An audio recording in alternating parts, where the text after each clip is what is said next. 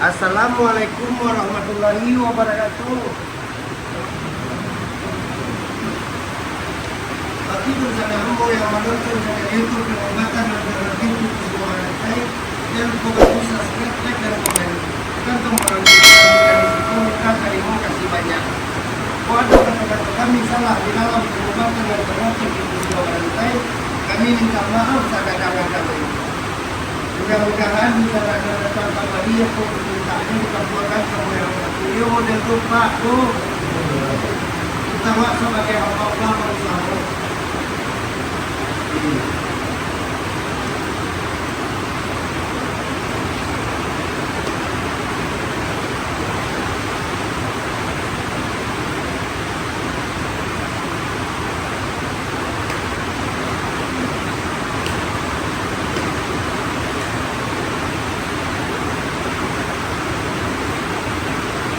Sudahkan dulu.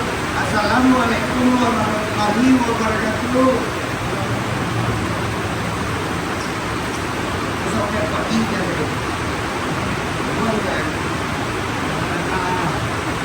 Iya.